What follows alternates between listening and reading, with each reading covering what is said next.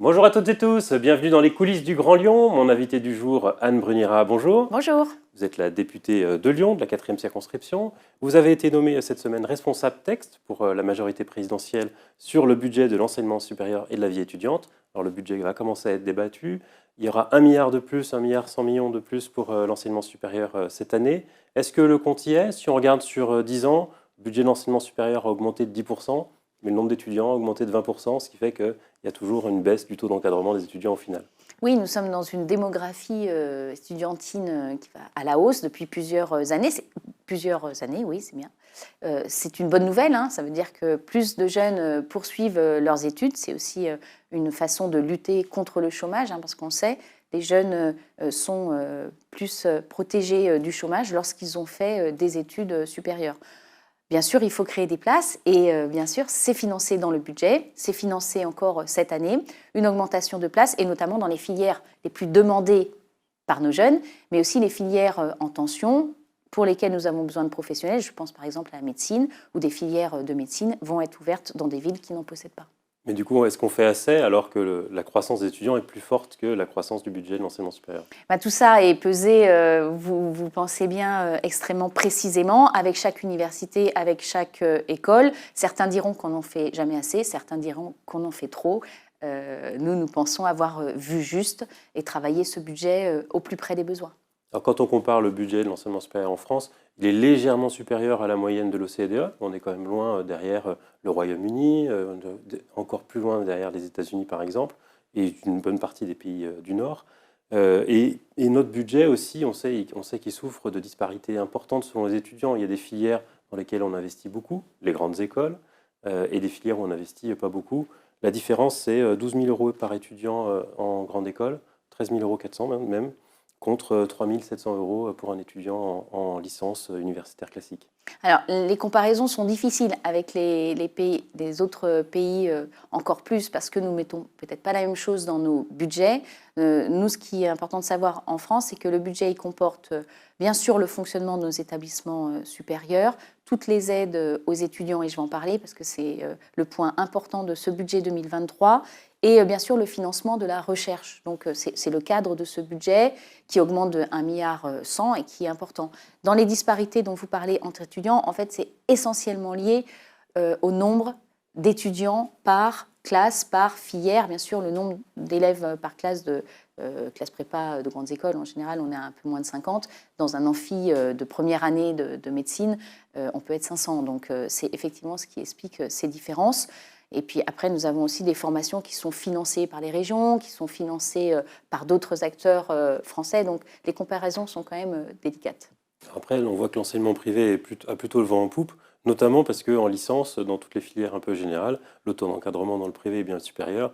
Il y a en moyenne un enseignant pour 10 étudiants, quand dans une licence, c'est un enseignant pour 30-35 élèves. Oui, on sait aussi que les étudiants sont aujourd'hui très demandeurs de plus petites classes, de plus petites filières. La peur de l'amphi, c'est quelque chose qui existe. Néanmoins, nos universités sont des formations d'excellence, des formations professionnalisantes. Elles sont encore très demandées et à Lyon, on a des très belles universités, heureusement. Vous avez aussi une augmentation des budgets pour les bourses. Oui. Ce sera plus 4. Dans l'inflation, c'est quand même plus 5,1. On a l'impression qu'on est toujours... il y a une augmentation, mais on est toujours loin du compte. Alors, le budget 2023, il met effectivement l'étudiant au cœur sur deux sujets. Tout d'abord, l'accompagner sur le coût de la vie. Et moi, je tiens à dire, et j'en étais très heureuse, que nous avons pensé aux étudiants dans la loi sur le pouvoir d'achat, avec effectivement des mesures d'augmentation des bourses, plus 4%, mais on avait fait plus 1% l'année dernière, plus 1% l'année d'avant, et donc c'est une augmentation continue. Et puis, il n'y a pas que cette mesure-là, il y a le repas du Crous à 1 euro. Le repas du Crous à 1 euro au lieu de 3,60 euros, c'est quand même un gain de pouvoir d'achat très important pour les étudiants s'ils y mangent matin et soir. Et puis, nous avons gelé, d'une part, les frais d'inscription, d'autre part, les loyers des logements du Crous. Mais nous savons que dans la précarité étudiante, le point le plus important, c'est le logement. Pour les jeunes qui quittent leurs parents pour venir étudier, et notamment dans une grande ville universitaire. Et c'est un point très important sur lequel nous avons travaillé dans le cadre d'une réforme des bourses, beaucoup plus structurelle, dont le travail commence aujourd'hui. Alors, si on regarde au final, ça fait une augmentation de 200 millions d'euros pour la vie étudiante. Pour la vie étudiante. C'est ça. On a envie de le comparer quand même aux 24 milliards d'euros qui sont mis sur le bouclier énergétique, aux 8 milliards d'euros qui sont mis pour qu'il y ait 30 centimes de réduction sur le Oui, sur le alors litre là, par d'essence. contre, la comparaison n'est pas bonne parce que dans les 24 milliards d'euros, il y a les étudiants. C'est-à-dire que les 200 millions, ce sont les mesures uniquement dédiées aux étudiants, mais ils ont bien sûr droit à la revalorisation des APL, aux aides, aux chèques énergie pour les plus précaires et un certain nombre de dispositifs, on va dire, de droit commun. Ce qu'on a vu sur Faire le attention bouclier à- énergétique, Voilà, ça ils ne profite- sont pas exclus de toutes les autres mesures, ça bien au profite à contraire. tout le monde, mais par nature, ce type d'aide profite davantage aux plus favorisés.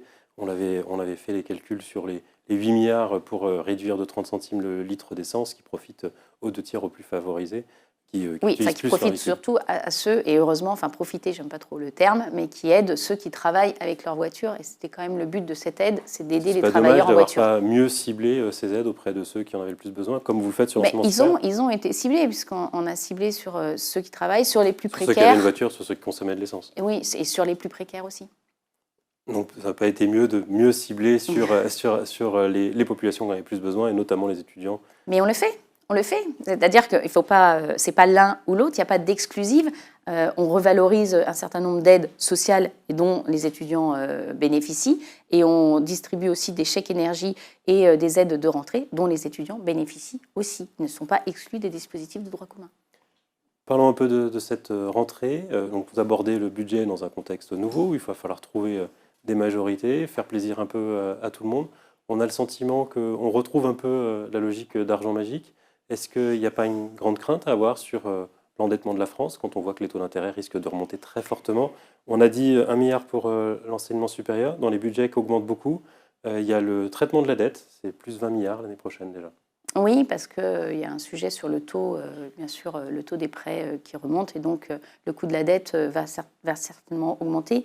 C'est vrai que l'exercice budgétaire pour les députés est toujours difficile parce qu'on a beaucoup d'idées de dépenses et toujours beaucoup moins d'idées d'économie.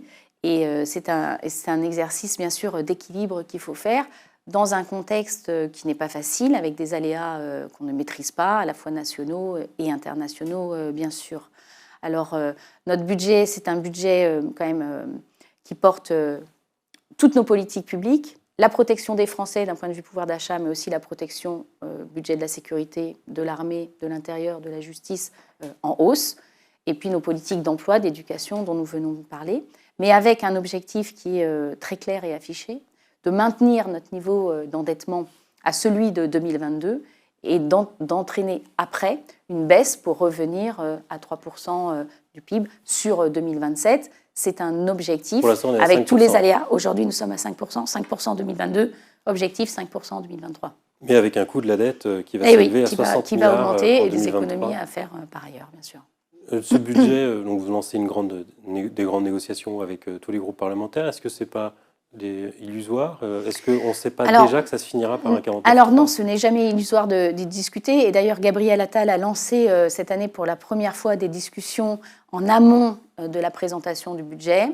Et tous les groupes parlementaires ont travaillé avec Gabriel Attal sur le budget, avec leurs demandes. Elles n'ont pas été toutes intégrées au budget, mais le budget a évolué entre ce qui était prévu par le gouvernement et ce qui nous a été présenté la semaine dernière. Donc les groupes parlementaires ont fait ce travail-là et c'est très important. Et puis le travail, maintenant, il commence. Il est en commission en ce moment. Il va arriver dans l'hémicycle très vite. Retour d'expérience, vous avez connu 5 ans dans une majorité pléthorique, là dans une majorité relative. Est-ce que la France parvient à trouver des logiques de compromis? On le voit déjà avec la loi pouvoir d'achat qu'on a votée en juillet, avec la loi assurance chômage qu'on vient de voter, qu'on trouve bien sûr des appuis chez les uns ou chez les autres sur certains sujets. Et puis il y a des sujets qui ne sont pas partagés. Donc il faut trouver des compromis en fait. C'est peut-être favorable pour la France. On sait que les Français sont plutôt favorables. Les Français nous demandent effectivement de trouver des compromis. Après, c'est un travail particulier et qui demande de l'écoute, du débat. Parfois, c'est difficile, mais moi, je suis confiante. Je pense que sur certains sujets, on trouvera des solutions tous ensemble. Donc vous y arrivez, ça ne se finira pas par une dissolution? Alors, la dissolution, on en entend beaucoup parler dans les médias, mais ce n'est pas du tout à l'ordre du jour. Ce qui est à l'ordre du jour, c'est le budget et comment on va voter le budget. Et la principale difficulté, c'est que les oppositions en général ne votent pas un budget Et que là, si les oppositions ne votent pas, le budget ne peut pas être voté. Or, on a besoin de ce budget. Ce budget, il sert à payer des fonctionnaires, il sert à verser des aides sociales, des chèques énergie, à revaloriser les bourses étudiantes. On a besoin du budget, il faudra le voter. Et donc, s'il y a un blocage, il y aura usage du 49.3. C'est après le 49.3 qu'on verra s'il y a une motion de censure et si elle est votée, s'il y a une solution. Ça fait beaucoup de si, on n'en est pas là, on en est à travailler le budget tous ensemble. Un mot sur le climat général. Depuis la rentrée, on a l'impression que les affaires se succèdent. Le gouvernement n'est pas épargné. On en a 5 ministres qui sont mis en cause dans des affaires judiciaires, une quarantaine de collaborateurs. Vous avez mis fin à la règle qui datait de Balladur, qu'un ministre mis en examen devait démissionner. Est-ce que c'est une situation qui est confortable, favorable, pour arriver justement à trouver des compromis pour gouverner le pays? C'est vrai que la rentrée a démarré avec de nombreuses affaires assez différentes, d'ailleurs, de nature différente, touchant des députés ou touchant un ministre, puisqu'on a parlé bien sûr d'Éric Dupond-Moretti récemment. Moi, je ne commente pas les affaires de justice. Je préférais bien sûr qu'elles n'existent pas. Ça nous met assez mal à l'aise, mais c'est ainsi. Il faut laisser justice se faire. Le vrai sujet, c'est en fait... De l'extérieur, c'est compliqué de comprendre qu'un ministre de la Justice puisse rester en exercice alors qu'il est lui-même mis en examen et que donc la justice qui est sous sa tutelle va devoir évaluer. Oui, alors il est mis en examen sur un sujet très précis qui est très bien, précisé, voilà, et avec une situation où il est mis en déport d'un certain nombre de sujets. Moi, je fais confiance à la Première ministre qui a renouvelé sa confiance et au président qui ont renouvelé leur confiance à Éric Dupond-Moretti. Et j'espère que le sujet sera rapidement tranché pour sortir de ces sujets-là. Notre ministre, on en a besoin. Notre justice, on en a besoin. On augmente le budget de 8% à nouveau. Il faut qu'elle aille plus vite. Un peu entre parenthèses tant que la procédure est en cours. Non, le travail se poursuit et il est au travail. Mais...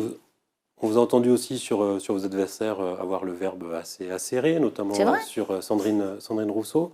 Elle fait du tort à la politique.